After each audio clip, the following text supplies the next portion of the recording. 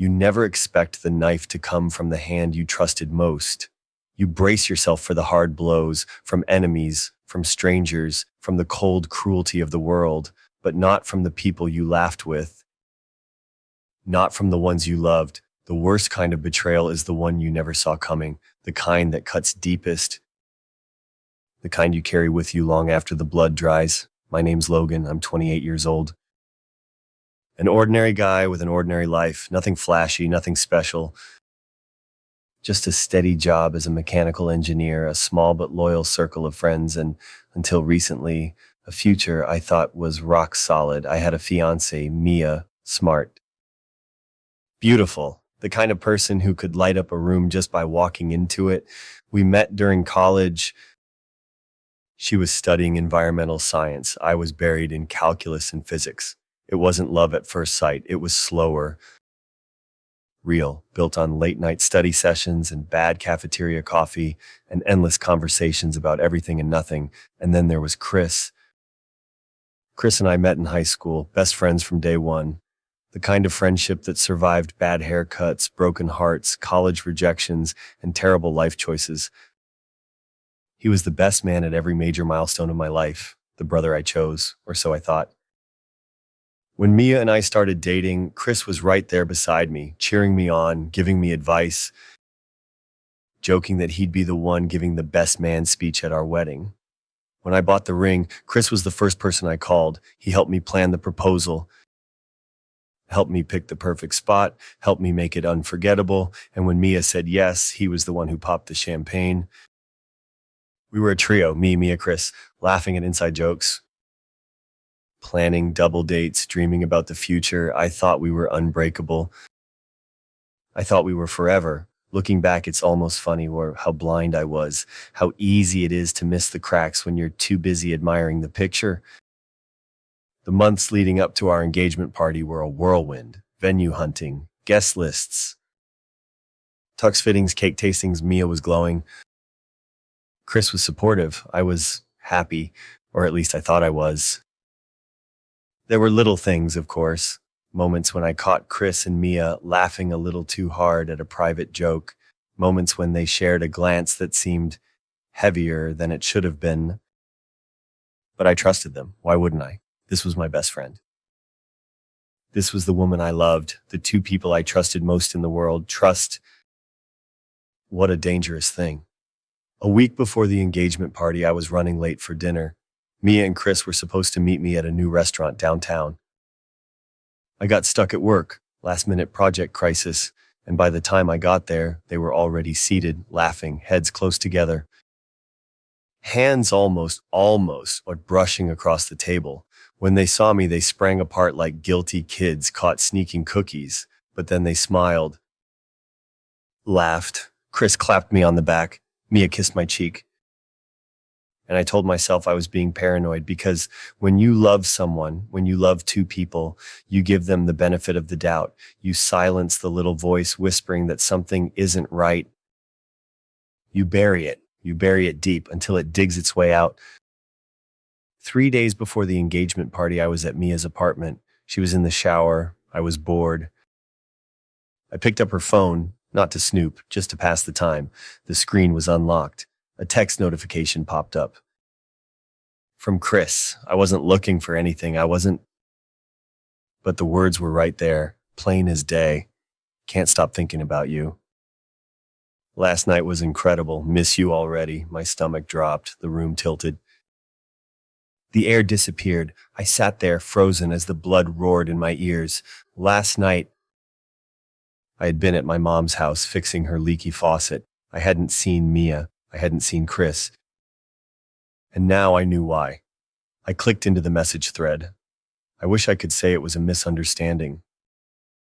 I wish I could say it was innocent, but it wasn't. Dozens of messages, plans, excuses, confessions, jokes about sneaking around behind my back, whispers of a future, not with me, but with each other. My world collapsed in an instant. I didn't confront Mia right away. I didn't rage. I didn't scream. I sat there staring at the glowing screen, feeling something inside me fracture, something vital, something I couldn't get back. Mia came out of the bathroom wrapped in a towel, smiling. "Hey, babe," she said. I smiled back. Hollow, dead, because in that moment I realized the people you love most aren't the ones who break you. They're the ones who hand you the shards and watch you bleed. But if they thought I was just going to roll over and take it, they didn't know me at all. Betrayal doesn't kill you, it just teaches you how to live differently, colder, sharper, stronger. After finding the messages, I didn't confront Mia. I didn't call Chris and scream into the phone. I didn't rage or cry or throw things. I did something worse. I waited. Patience is a funny thing when you're heartbroken. It doesn't feel like strength. It feels like drowning in slow motion, but it's necessary. I needed time to think, to plan, to become the kind of man who could make them regret ever underestimating me.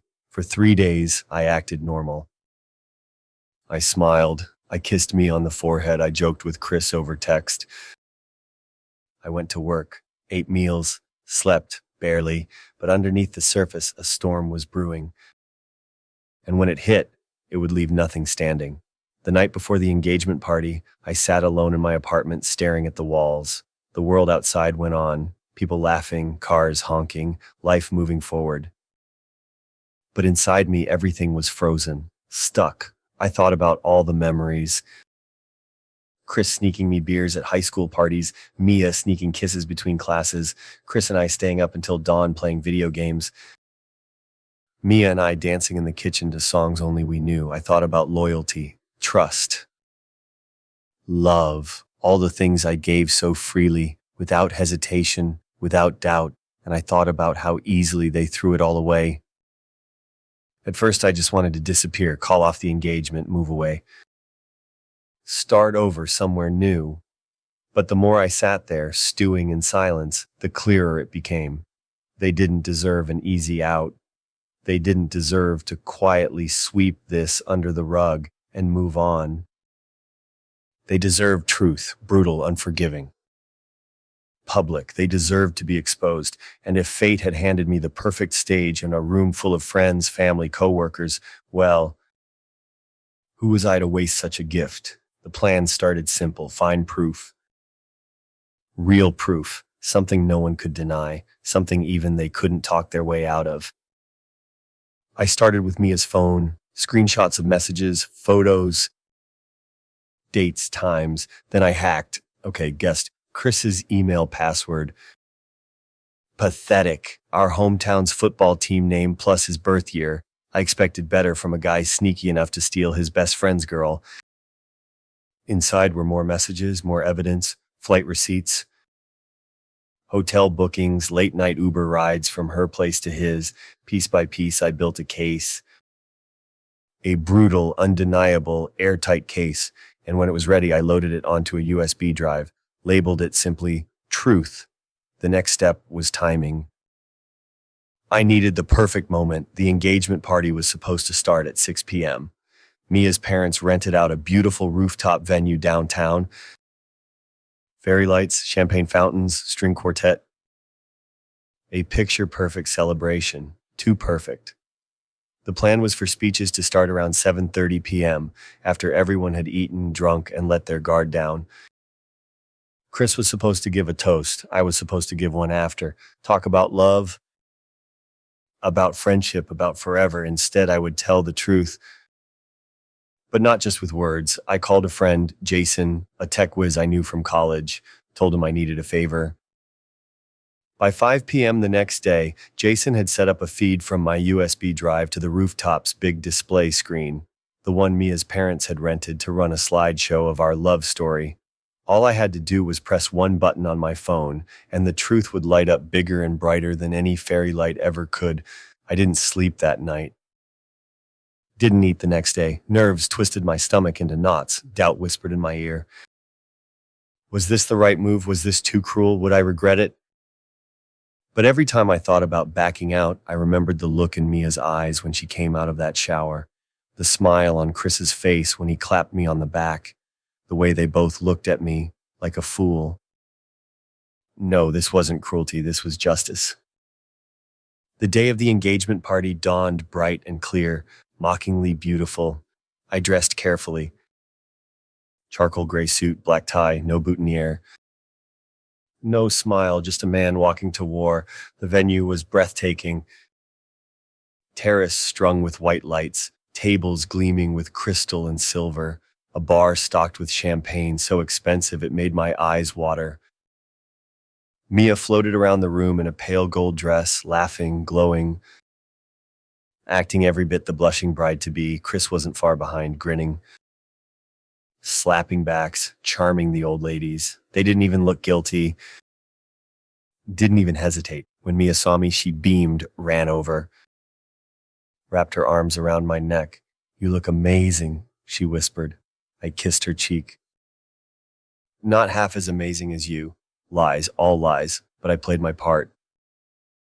For a little while longer, dinner came and went, the wine flowed, laughter filled the air, and then finally the band stopped playing. The MC tapped his glass with a spoon. "Ladies and gentlemen," he said, "it's time for some words from the man of the hour, Logan." Applause. Cheers. Smiling faces turned toward me. I took the microphone, cleared my throat. "Thank you," I said. My voice was steady, calm, deadly.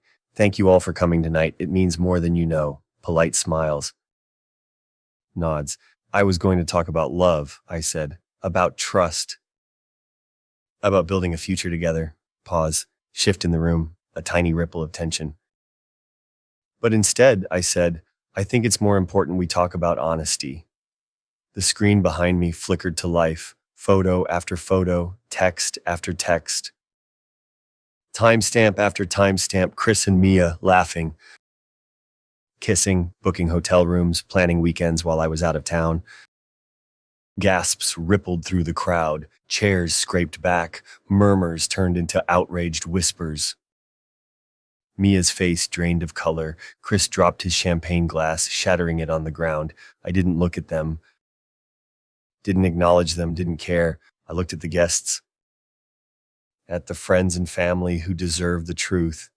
"I love two people more than anything in this world," I said, "my best friend and the woman I thought would be my wife. And they loved me back." I smiled, cold, final. Just not in the way I thought. And with that, I handed the microphone to the MC, turned and walked out.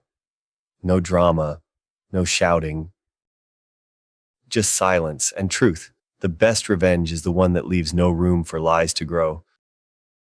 The best revenge is the kind that sets you free.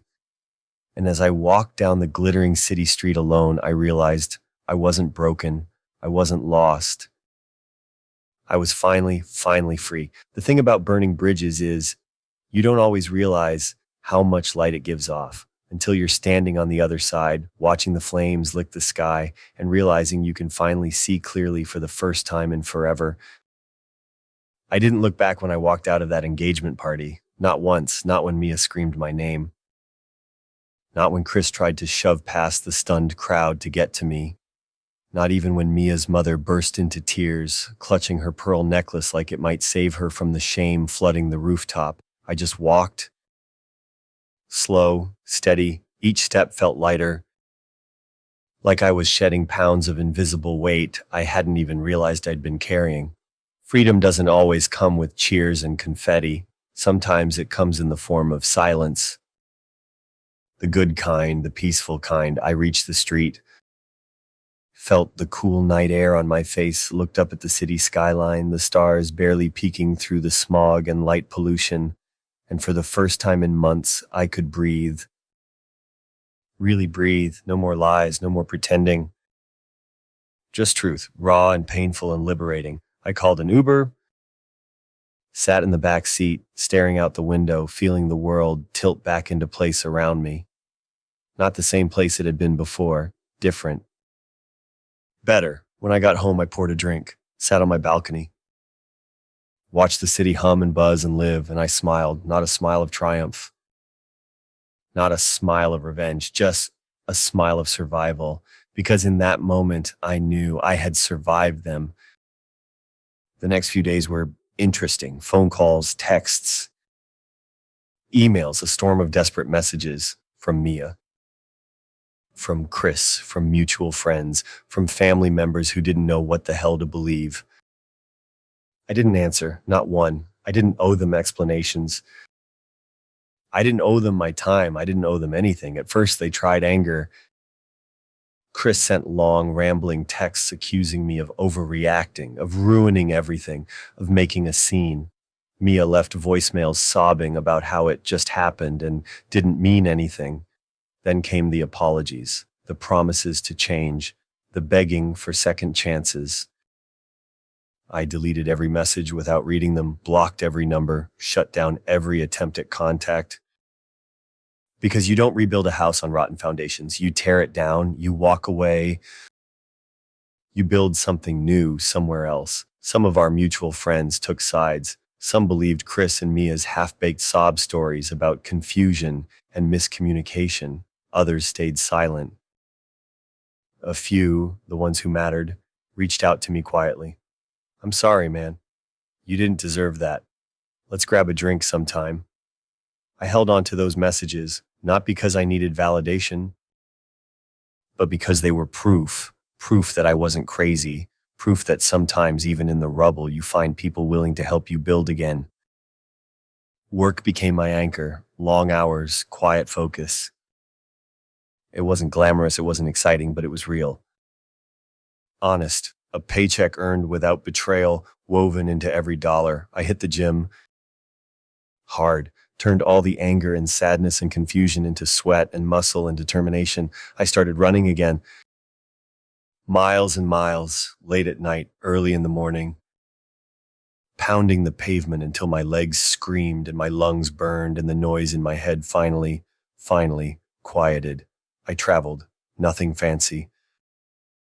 No Instagram-worthy adventures, just new places, new faces, new memories, untainted by betrayal. I learned how to cook something besides instant ramen. I learned how to fix a leaky faucet without calling my dad. I learned that I didn't need anyone else's permission to build a life worth living, and somewhere along the way, I forgave myself for not seeing it sooner, forgave myself for trusting too easily, forgave myself for loving people who didn't love me back the way I deserved. Forgiveness isn't about excusing what they did. It's about refusing to let it poison you. It's about cutting out the rot before it spreads any further.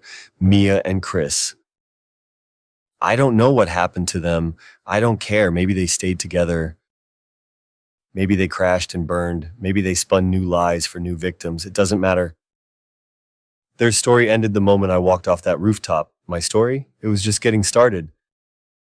One night, months later, I stood on a beach 1,000 miles away from everything that had happened. No phone, no friends, no noise, just me and the ocean and the sky. I wrote their names in the sand. Chris, Mia, side by side, just like they wanted. And then I watched as the tide rolled in and washed them away. Gone. Forgotten. Set free. The past will always leave scars. But scars don't hurt. They don't bleed. They don't break you. They just remind you that you survived. And damn it, I survived. If you know what it means to rebuild yourself piece by piece, if you know the strength it takes to walk away from betrayal, you're not alone. Hit subscribe. Join a community of survivors writing better endings every single day. Starting over isn't glamorous. It's not some epic montage of victories set to inspirational music. It's slow, clumsy, sometimes lonely, but it's real. And for the first time in what felt like forever, I was living a real life. It started with small things. New habits. Waking up early, not because I had to, but because I wanted to. Making my bed every morning. Cooking my own meals. Real ones, not frozen dinners or takeout bags.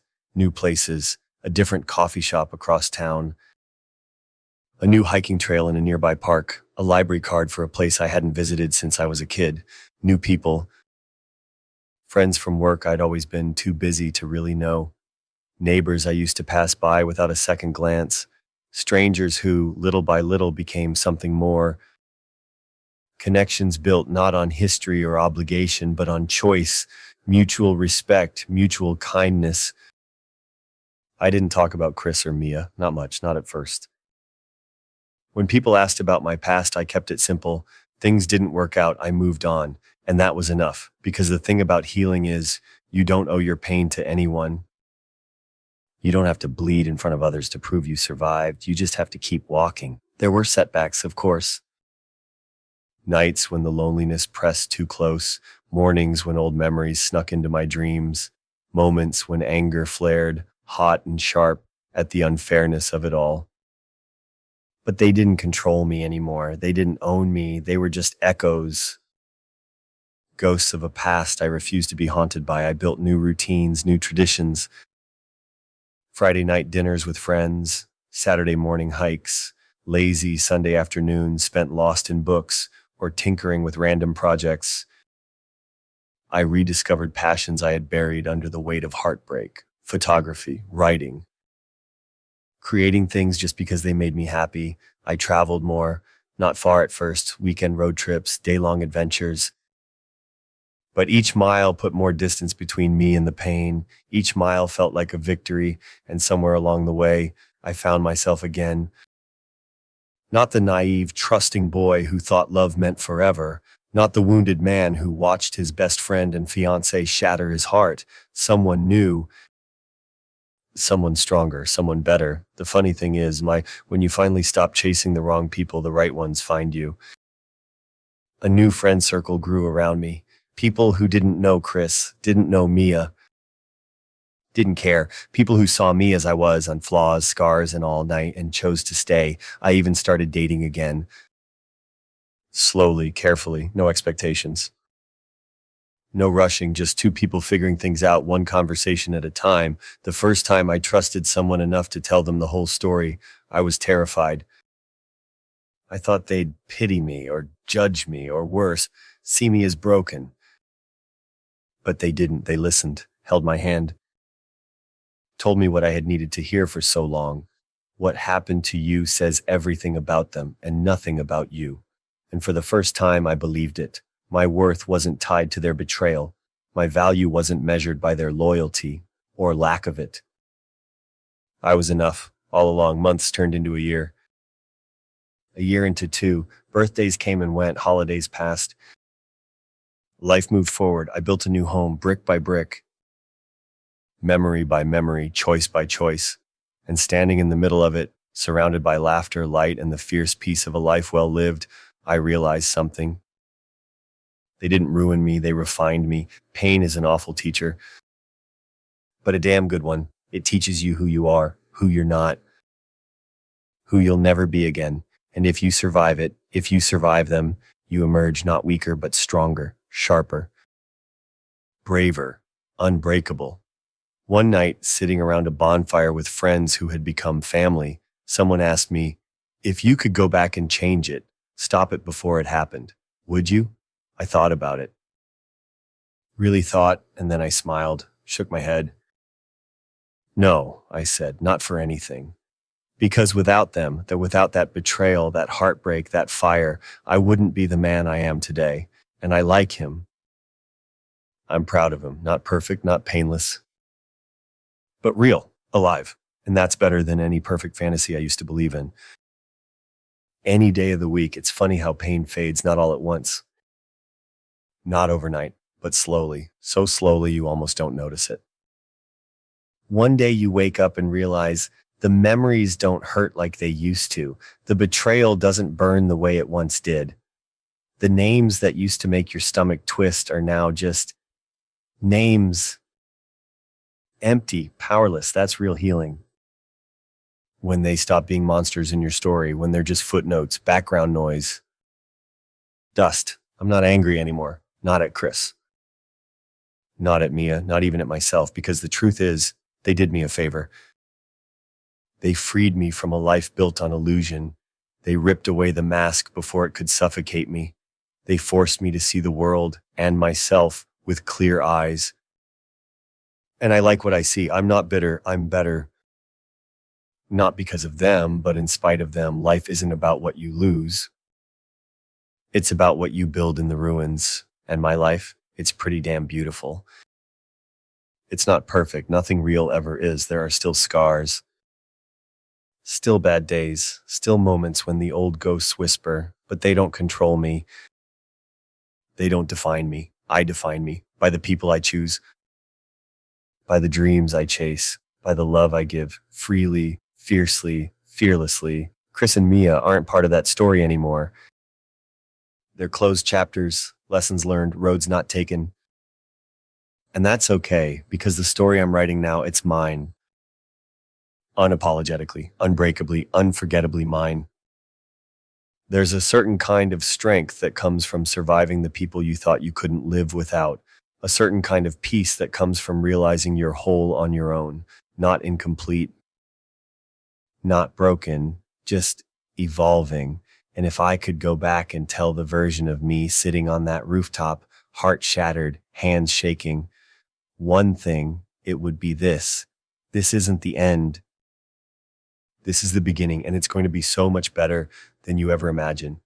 Pain doesn't last, but strength stays, bitterness fades, but growth carries you forward. Loss cuts deep, but love, real love, healthy love, love for yourself, fills the cracks and makes something stronger. Something beautiful, something unstoppable. So here's my truth. Betrayal didn't destroy me. It rebuilt me, and I wouldn't trade who I am now for anything in the world, not even the fairy tale life I thought I wanted, because that life was a lie. And this life, this messy, complicated, brilliant life, it's real. And that's all I've ever wanted. If you've ever had to rebuild yourself from the ground up, if you've ever chosen yourself over people who tried to break you, you're not alone. Hit subscribe, join a community where every scar tells a story and every story makes us stronger. Together we rise.